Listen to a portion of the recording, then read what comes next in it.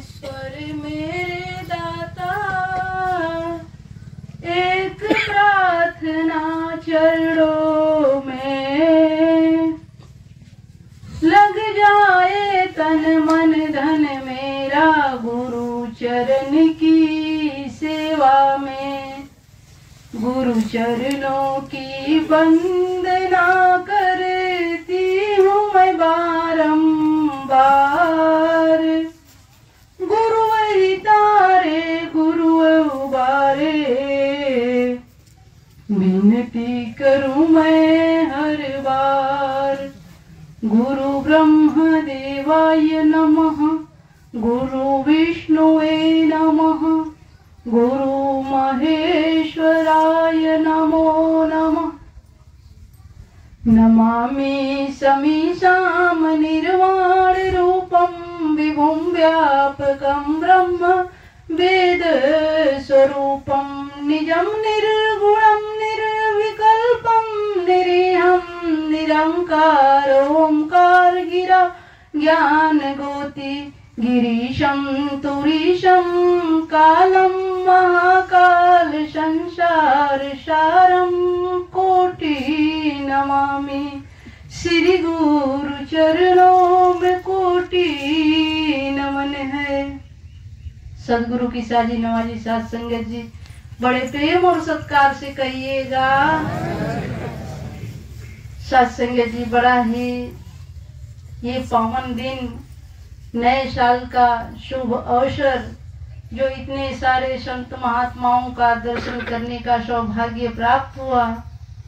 आप सभी संत महात्मा बड़भागी, क्योंकि ये जो यहाँ आप सभी इकट्ठा हुए हैं, यहाँ बैठना, यहाँ सुनना और ऋषि महात्माओं के दर्शन करना इतना आसान नहीं कहा गया है।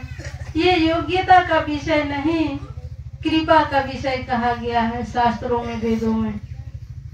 जितने भी महात्मा आकर के, बहनें आकर के यहाँ बारी बारी से, किसी ने गा करके, किसी ने बोल करके, तो किसी ने अपने जीवन में घटित घटनाओं का प्रैक्टिकल उदाहरण यहाँ पेश कर रहे थे, और वास्तव में सबने इसको पाया है, देखा है। बोलने को तो पूरी दुनिया बोल रही है, लिखी लिखाई बातें बोल रही है, लिखने वाले ने देख करके लिखा और हम पढ़ करके उसको बोल रहे थे, ज्ञान से पहले पूज रहे थे। लेकिन इसकी कृपा हुई तो हम ब्रह्म ज्ञानी बने, और यहाँ देख करके चर्चा कर रहे थे।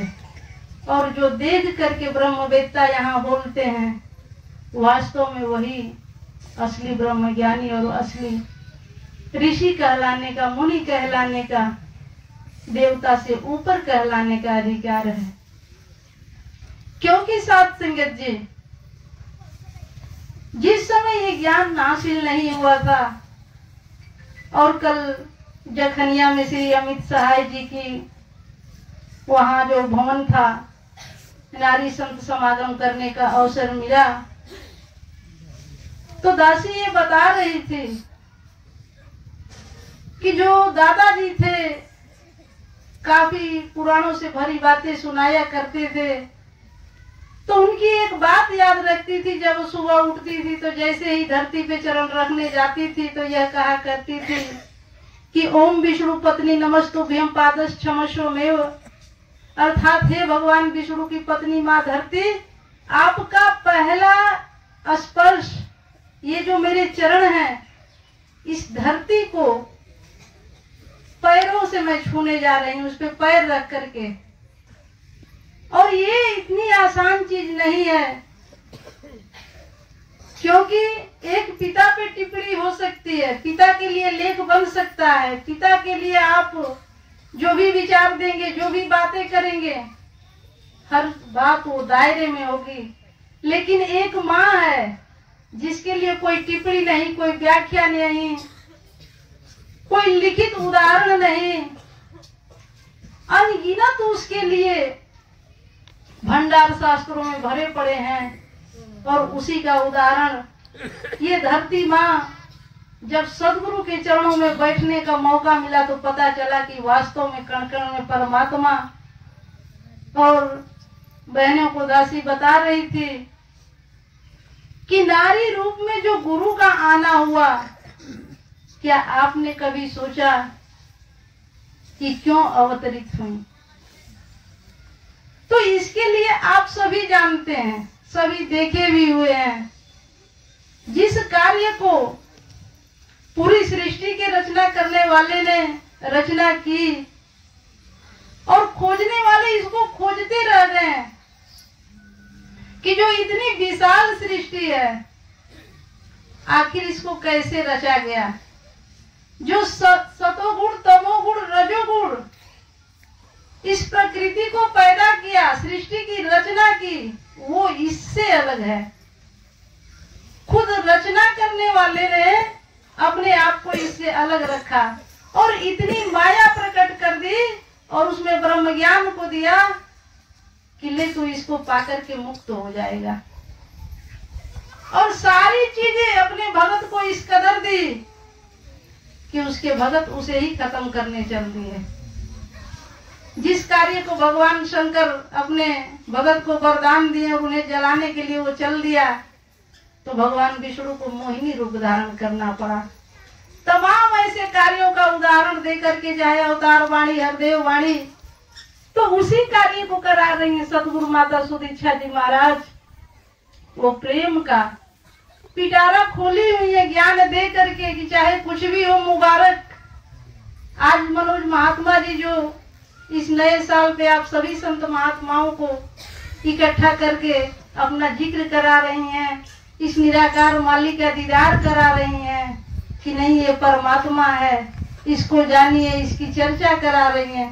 क्योंकि साथ संगत जी, सतगुरु होता ही है दयालु। आप सभी जानते हैं आज के जमाने में एक वो जमाना था जब सबरी युवा अवस्था में अपने घर को छोड़ी थी। पूरा उसका विस्तार आप पढ़ते रहिएगा।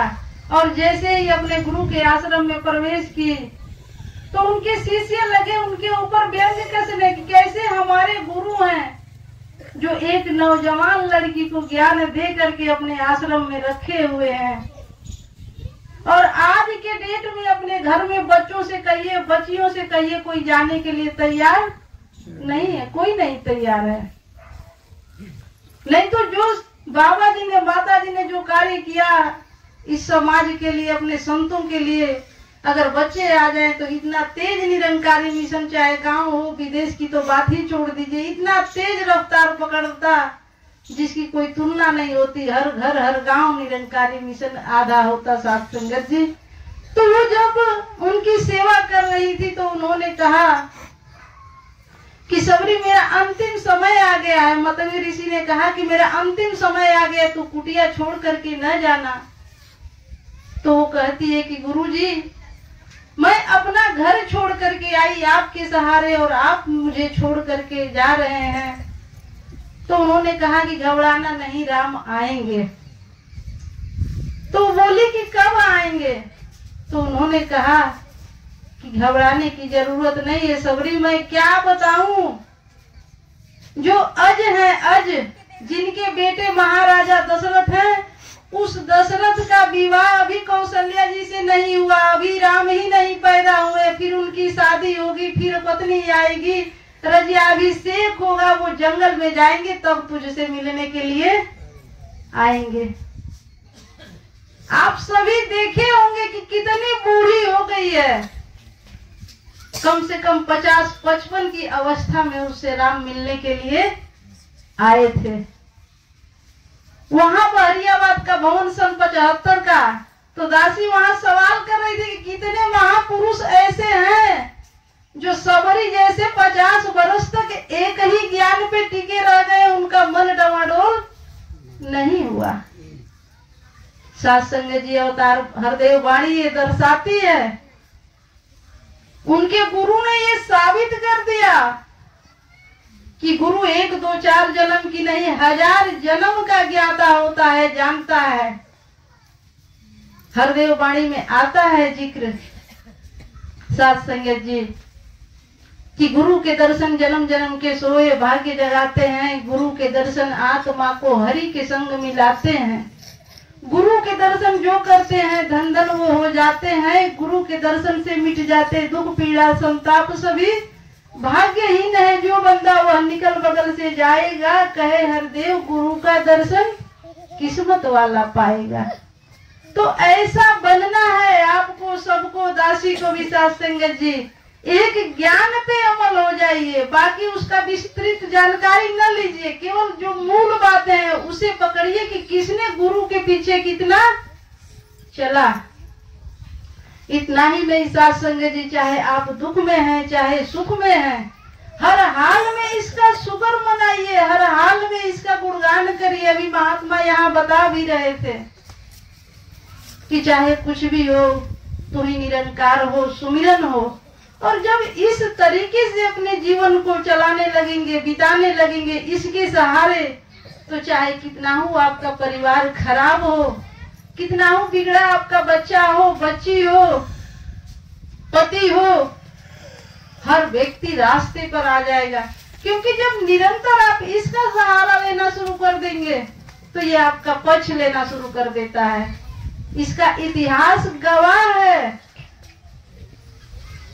जो पूरी दुनिया का मालिक है वो अर्जुन का रथ हाँक रहा था, धर्म अधर्म के साथ लड़ रहा था। साथ संगत जी, जरासंध चिता जला करके कि नहीं मैं आज अर्जुन का अंतिम दिन देखूंगा, वही ये पक्ष के लिए खड़ा हो जाता है।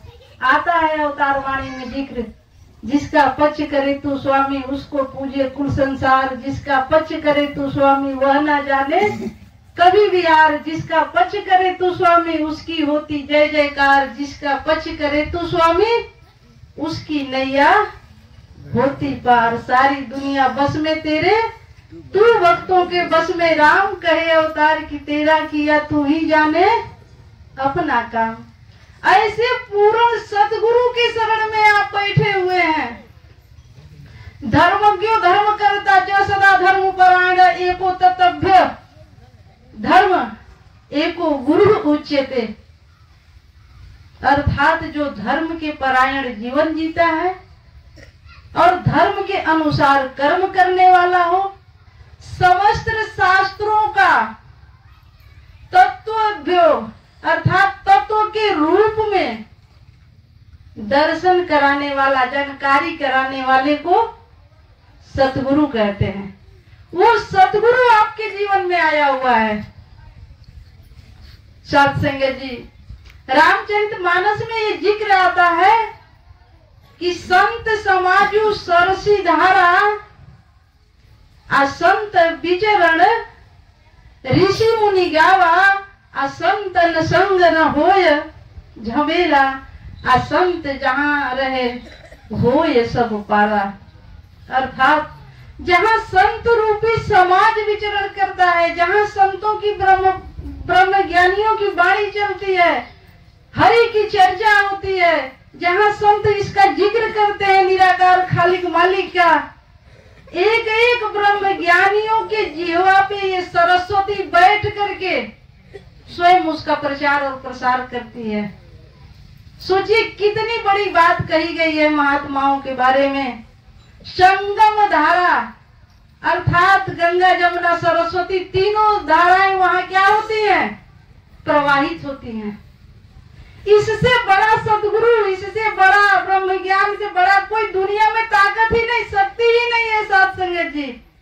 और जिसने इस पूर्ण को पा लिया, जिसने ऐसे ब्रह्म ज्ञान को हासिल कर लिया, उसके जीवन में फिर कुछ पाने के लिए बाकी कुछ भी बाकी नहीं है साथ संगत जी।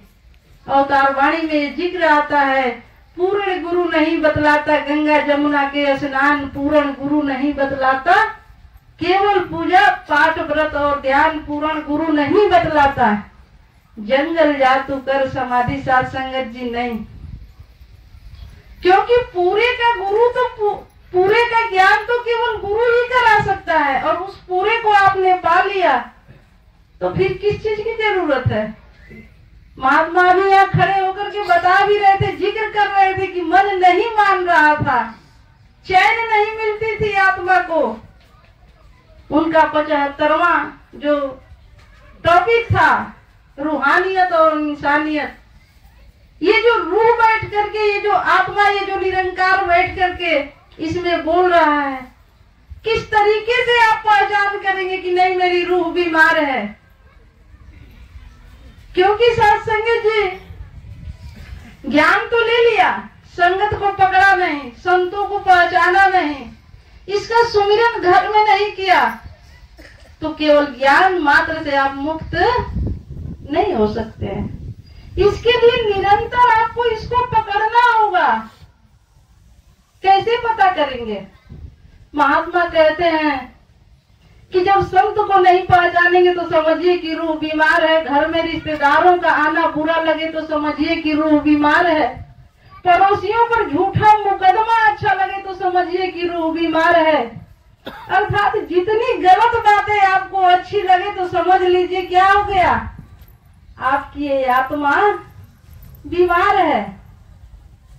लेकिन जिस दिन निरंतर आप संतों का संग और सत्य का आचरण, गुरु के वचनों पर चलना शुरू कर देंगे, क्योंकि रूह और रूहानियत का वो टॉपिक था, तो रूहानियत का कोई दायरा नहीं है। समस्त रूहानियत ही रूहानियत है। चाहे वो दुनिया के किसी भी कोने में बैठा है, आपको देख रहा है कि नहीं मेरे भगत को ये दिक्कत हो रही है, वो तो मेरी बातों का पालन करता है। आता है या देववाणी में जिक्र, सतगुरु का वह प्यारा सेवक 5 करोड़ों का पहरा दे। सतगुरु का वह प्यारा सेवक जो संगत से करता प्यार। सतगुरु का वह प्यारा सेवक जो संतों का दे सत्कार। कहे अवतार गुरु अंतर्यामी, ऐसे शिष्य पर हर्ष आए। उनका दूसरा टॉपिक था सुकून। 76वां था सत्संग जी। सुकून कैसे आएगा? सुकून का दूसरा नाम है आनंद। सुकून के लिए सत्संग जी आप ये चाहते हैं कि नहीं मुझे पूरे रूप से सुकून आ जाए, घर में आनंद रहे, तो सुकून के लिए अगर आप चाहते हैं कि नहीं मैं मीठा खा लूं, तो मीठी वस्तु का सेवन करना होगा।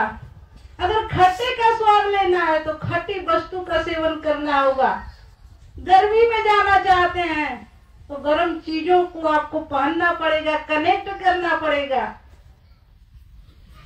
उसी तरीके से अगर ठंड का आनंद लेना चाहते हैं तो आप सभी देख रहे हैं, लेकिन सुकून के मालिक से मिले बिना सुकून आ जाए ये हो नहीं सकता। सुकून एक व्याख्या हो सकती है, शब्द जाल हो सकता है, एक ब्रह्म जाल भी ऋषियों ने कहा है, लेकिन सुकून के मालिक से मिले बिना आप चाहिए कि सुकून आ जाए तो कभी नहीं आएगा। तो आप उस सुकून के मालिक से मिल करके यहाँ आनंद ले रहे हैं। सिर्फ अपने मन को टिका लीजिए, क्योंकि दासी ऐसी ऐसी जगहों पे घूमी है इस गुरु की कृपा से कि जहाँ गंगा जी के किनारे महात्मा रहते हैं और बाढ़ आती है और उसकी झोपड़ी को बहा ले जाती है। मिलने पे साहब बड़ी कृपा है, बहन जी बड़ी कृपा सदगुरु का, बड़ी आनंद बा। उन लोगों से भी मिली है जिनके दरवाजे पे 4-4 गाड़ियां खड़ी हैं, पूछने पे क्या हाल है, बहुत बेचैन है, रात को नींद नहीं आती, अच्छा नहीं लगता, क्योंकि वो इससे जुड़े नहीं है। तो सदगुरु आता ही है दुनिया में केवल वही कार्य करने के लिए, और जब जब आता है तब तब संदेश देता है और अपने कार्य को कर जाता है।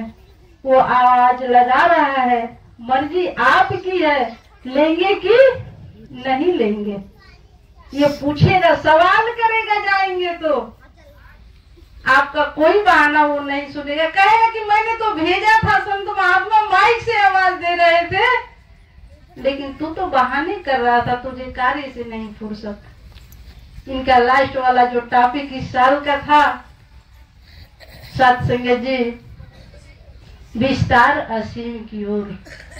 ये क्या है विस्तार?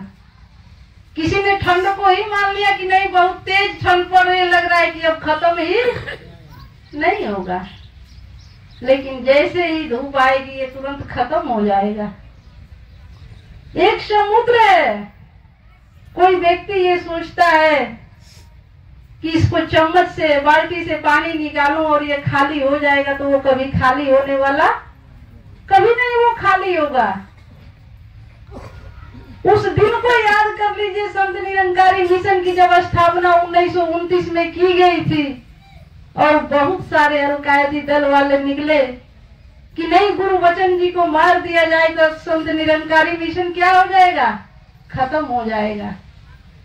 लेकिन जैसे ही गुरु वचन जी ब्रह्मलीन हुए, आज संत निरंकारी मिशन का प्रचार प्रसार देश क्या विदेशों में इतनी आसानी से इतना तेज परचम लहरा रहा है कि सतगुरु माता जी दिन रात एक करके उनकी यात्राएं चल रही हैं, निरंतर चल रही हैं साथ संगत जी। कहीं किसी प्रकार की कोई मेरा भगत न छूट जाए, एक एक भगत पे ध्यान, एक एक कार्य पे ध्यान, मेरा भगत कहाँ किस प्रकार से फंसा हुआ है, तुरंत वहाँ उस रूप में प्रकट होती हैं और उसकी रक्षा करती हैं। क्योंकि साथ संगत जी इनका जन्म ही उसी लिए होता है। और जब जब वो इस दुनिया में प्रेम की धाराएं, धर्म का कार्य संचालित करती हैं, तो उसका श्रेय सिर्फ और सिर्फ सदगुरु को जाता है। तमाम धर्म ग्रंथ भरे पड़े हुए हैं, धर्म चक्षु चंद्र धारा सूर्यास्त प्राणवायु तत् यत दृश्यम पद पाणी, वो ऋषि बता रहे हैं कि ध्रुवलोक जिसका सिर है, वेद जिसकी वाणी है, सूर्य और चंद्रमा जिसकी आंखें हैं, ऐसा मैंने देखा परमात्मा को, यत दृश्यम, ऐसा देखा, तद पाद पाणी, बिना हाथ पैर आंख कान से रहित, भूत भूत अंतरात्मा, जो धरती के भीतर और बाहर समान रूप से समाया हुआ है, ऐसा मैंने देखा। लेकिन यहाँ सतगुरु ने बिल्कुल सरल शब्द में आपको समझा दिया कि ले देखिए मैं हूं। उन्होंने अपना अपना स्टेटमेंट दिया कि परमात्मा इस तरीके का है। भगवान शंकर उमा को समझाते हुए कह रहे हैं कि गुरु ब्रह्मा गुरु विष्णु गुरुदेव महेश्वर गुरु साक्षात परब्रह्म तस्मै श्री गुरुवे नमः। अखंड मंडलाकारं व्याप्त येन चराचरं तद्दर्शितम् तस्मै श्री गुरुवे नमः। किस किस मंत्र की बात की जाए, किस किस वेद पुराण की बात की जाए, किसका किसका उदाहरण समझाया जाए साथ संगत जी, क्योंकि समय ही आधे घंटे का मिलता है। दूसरी चीज, जिस प्रकार से ये हरि अनंत है साथ संगत, इसकी कथाएं भी अनंत हैं। और सारी कथाओं को एक तरफ करके गुरु ने ज्ञान दे करके आपको सारे ब्रह्मजाल से मुक्त कर दिया कि ले सिर्फ तू इस एक को जान ले और इसका जिक्र करते रहना, तू मुक्त हो जाएगा। तो आइए साथ संगत जी, इस गुरु माता के चरणों में अरदास प्रार्थना कि बड़भागी मनोज महात्मा जो उनका चर्चा कराए और इतना सुंदर जो नजारा उन्होंने प्रस्तुत किया, सारा सारा श्रेय सिर्फ और सिर्फ मनोज महात्मा जी को जाता है। और आप भी अपने जीवन को धन्य करें। उनके परिवार में सदगुरु माता जी जिस उद्देश्य से उन्होंने दासी को आमंत्रित किया, तन से मन से धन से जो जो कमियां हो सब कुछ पूरा कर देना। हे निराकार दातार मालिक, जितनी भी संगतें यहाँ इकट्ठी हैं सबको तन से मन से धन से सुखी करना सतगुरु दातार, क्योंकि संत तेरे और बड़े भोले मैया, सबको सुखी रखना, सबको विश्वास की शक्ति देना। साथ ही साथ दासी को भी अपने चरणों से जोड़े रखना। प्यार से कहिए।